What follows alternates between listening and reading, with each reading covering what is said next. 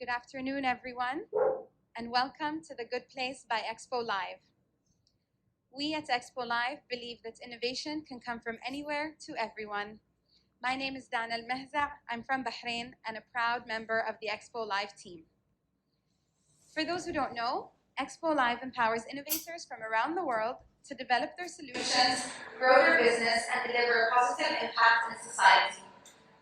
A journey that began 5 years ago now enters the main stage, bringing a collection of genuine stories, proven solutions, and above all, meaningful results. The upcoming panel discussion is part of the Expo Live Impact Series, a number of conversations and networking events designed to bring together like-minded individuals to discuss how purposeful innovations are playing a meaningful role in creating a better future.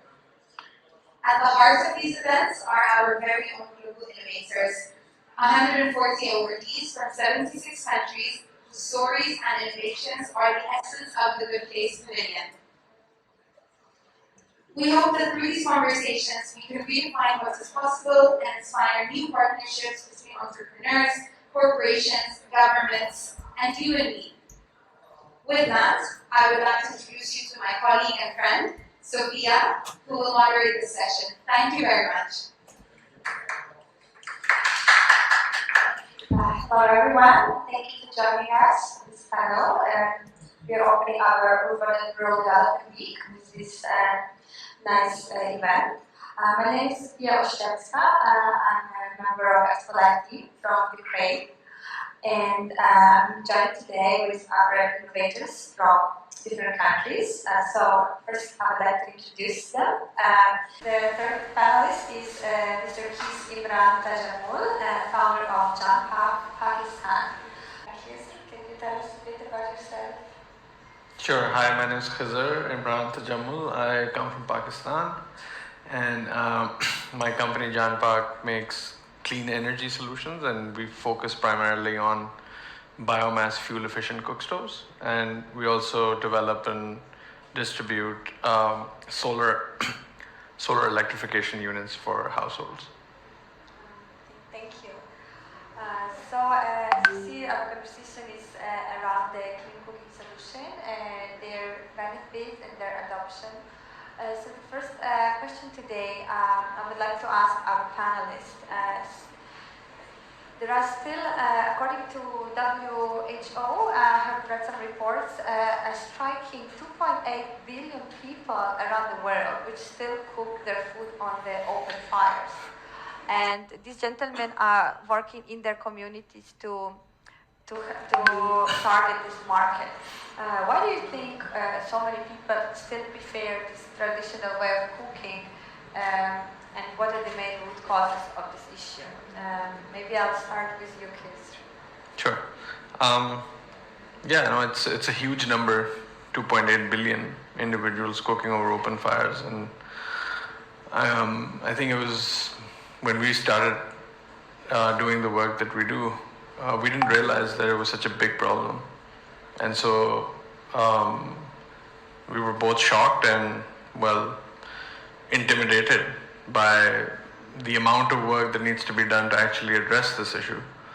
Lucky for us, there's an organization called Clean Cooking Alliance, which is sort of like the mothership of addressing this problem, and they do a lot of research across different countries of the world, understanding culinary behaviors, understanding fuel types, different clean cooking technologies. In fact, they've even cataloged clean cooking technologies. So that was a good starting point. And I guess to your question now about why so many people and why is this such a big problem? I think at the root of it is affordability and poverty. These are households that can't really afford, they don't have access to natural gas, they don't have access to electricity. And so they're basically gathering these fuels or purchasing them from the market, and then they're using so the open fire is also a term that's interchangeable with a 3-stone stove, and so they call it a 3-stone stove because essentially it is that. It's 3 stones to hold the utensil, and then there's biomass at the center which is combusting to help cook meals. So yeah, at the root of it, I would say is just poverty, and lack of energy poverty and lack of resources. Yes, thank you, Khizr. Indeed, poverty is a strong cause of many issues we have, and affordability can be a barrier for many people to switch to anything else while they're still trying to cover their basic need, such as cooking.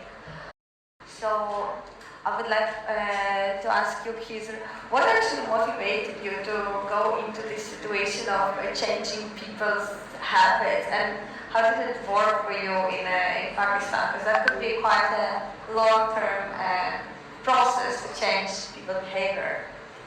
Yeah, absolutely. I'll talk about that, but just wrapping up on the earlier question, there's also lack of awareness.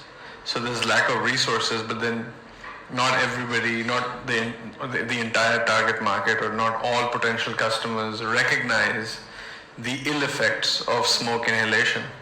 And so, the example that I gave earlier today was that many households actually positively associate with smoke, and they say, well, smoke keeps insects out of our meals. And so to counter that, there's a whole lot of education that needs to happen, awareness that needs to happen, communication. So that's another big point, I think, just to wrap up your earlier question. Yes, thank you. Thank you for adding on that. Definitely education and awareness is very important in this topic, because sometimes people are not aware of the harm they do to themselves while using this solution. So how do you work on raising awareness and raising the adoption of the better solution? So it's a pretty uphill battle, because if the communication is one-sided and not interactive or not engaging the end potential customer, then the conversion's not really happening, because they have lots of questions, right? And so it can't just be like a pretty poster, or it can't just be like a one-time communication either. It has to be an engagement, a process that starts from point A and gets to point B through multiple conversations and questions and answers and so on. So it's difficult. It has to be, I think a lot of it has to be like in community groups, in person. And also you need to see what the culture is of a certain village, a town, a city. I mean, do you need women to talk to other women? Can the men talk to the other men? What roles do the elders have to play in the process? How do you talk to the kids? So, I mean, all those different segments in the community have a different role, and then you need different communication messages and different communication tools to reach all of them. And if you leave anybody out, it's not a full circle solution. Then you can have naysayers, you can have people who are denying the positive effects of clean cooking, and then that's another obstacle in the change making process. So yeah, communication. And do you want me to answer your second question about why clean cooking? What motivated me and? Sure. Yeah. Okay, so I mean it's not something that you think about growing up, right? Like you don't go to university thinking, oh, I'm going to make clean cooking solutions one day. Like what are the popular professions, like doctor, pilot, engineer? Okay, fine, no cliches, but right? I mean, you don't think about making clean cook stoves. So I kind of stumbled onto this, and it was a process.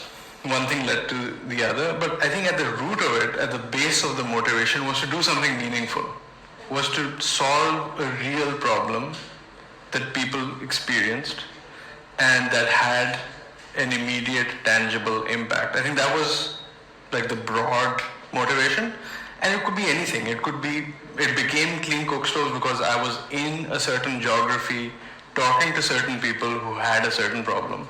If they had a different problem, I'd be chasing that. So yeah, that was my process at least. Very interesting and inspiring to know that you're helping people in their everyday struggle, because all of us, right, we cook meals. So imagine if you have to cook and inhale the smokes every day. This small innovation can really have a big impact on the everyday life. It's great to see that all the companies are very customer oriented and trying to address the local need, whether it's heating, whether it's cooking, for like cheaper kind of product, or maybe cooking for bigger families, like Khizr mentioned in Pakistan, you need a bigger unit.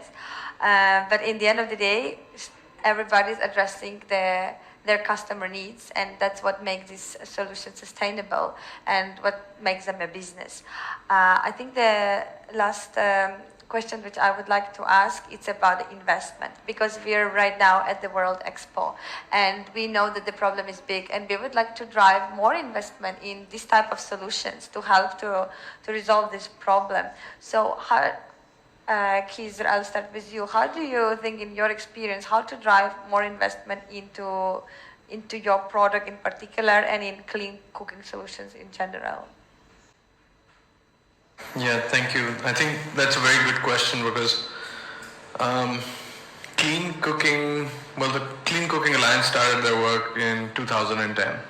And soon after that, impact investment funds, donors were very excited about the solutions to the open fire problem, because you were solving multiple issues. You were solving a health issue, you were solving an economic issue, you were solving an environmental issue.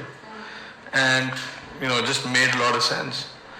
And the sector saw a significant amount of investment in multiple companies. There was a $2 million investment in a company in East Africa that was making charcoal briquette clean cook stoves, Burn Manufacturing, then there was BioLite, then there was EnviroFit. Now these companies received significant funding between 2010 and 2015. But not all of these companies were able to pay back or generate enough ROI for their investors. So there was a bit of a investor fatigue 2015 onwards. And the investment in the clean cooking industry was then on a decline after that. So it continues to be the case that I think clean cooking companies today need like a cocktail of different players supporting them, and it can't just be impact investment funds. You still need grants, you still need government subsidies, you need microfinance institutions to lend a hand, you need pro bono distribution partners. So it's still, there's a lot of collaboration required still. And then of course there's the whole point of sustainability. Is it cheap enough? Is it affordable enough for the end customer to pay for it? What is the purchasing power of the end customer? So I think it depends which geography you're working in, which country you're working in. In Pakistan, I would say that the solution is not really viable entirely for one single financier or for one sort of donor or funder. It has to be multiple players.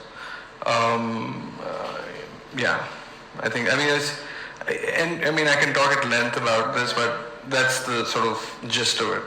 Like any complex issue, it requires a lot of collaboration and multiple partnerships to fund, and of course the adoption and customer usage is crucial, because customers are not buying a product and no financing is going to help. That's why we started with these kind of questions.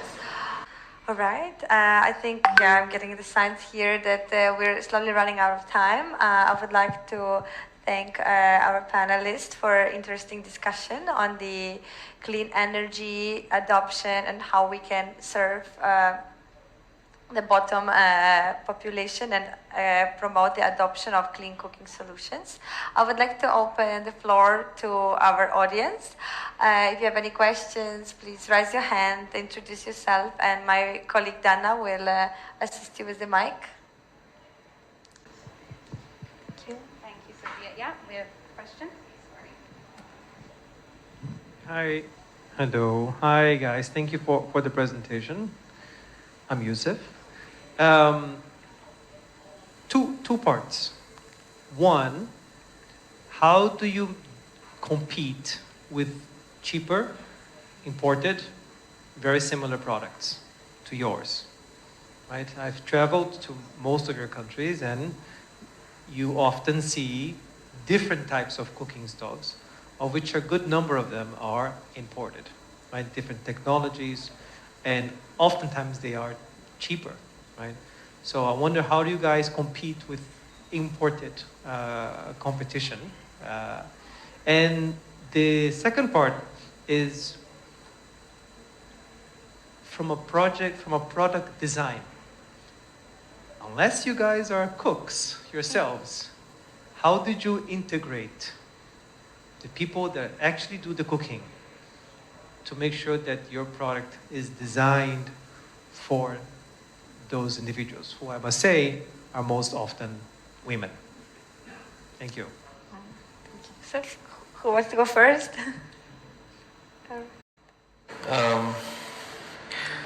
So addressing the first part of your question about importing.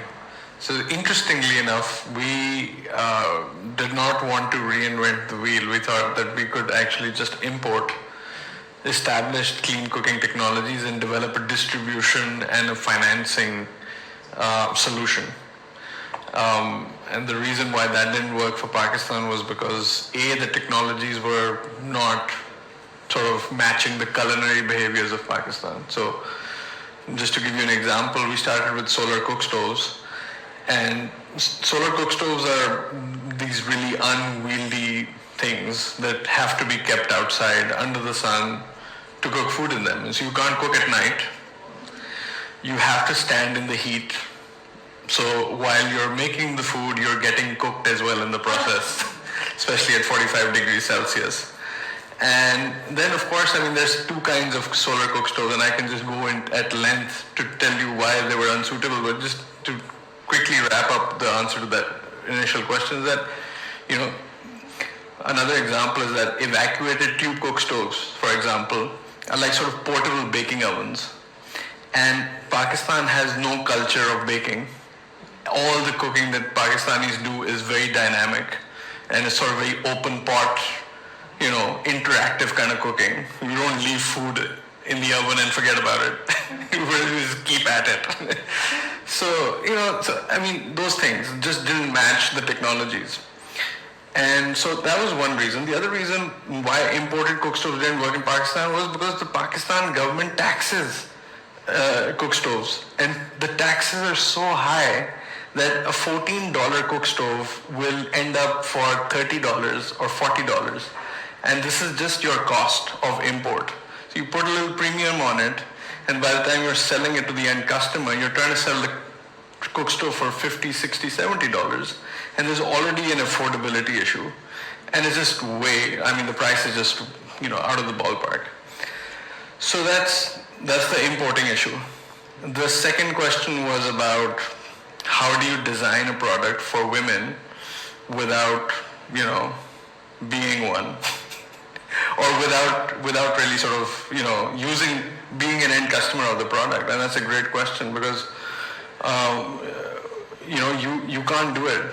You have to outsource that part to the end customer. So at least at Jaan Pak, how it happened was, it happened over 51 trials and errors. So drawing board, diagram, went to the fabricator, made a cook stove, sent it to an off-grid household. They tested it, gave feedback, rejected. Second attempt, third, fourth, fifth, sixth. The 51st iteration was a green light. So that, I mean, that's how it happened. And it has to come from the end customer. They have to say yes or no, because ultimately they have to buy it. They have to be willing to pay for it, and they will gain from it, benefit from it. And the biggest litmus test is someone willing to pay for it or not, and how much. And so the day a potential customer said, yes, we're going to put 1,500 rupees for this technology that you just gave us yesterday. We cooked on it. It was really good. That was it. That was the beginning of our sales journey.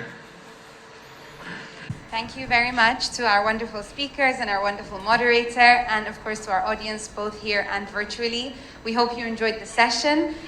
Thank you, everyone.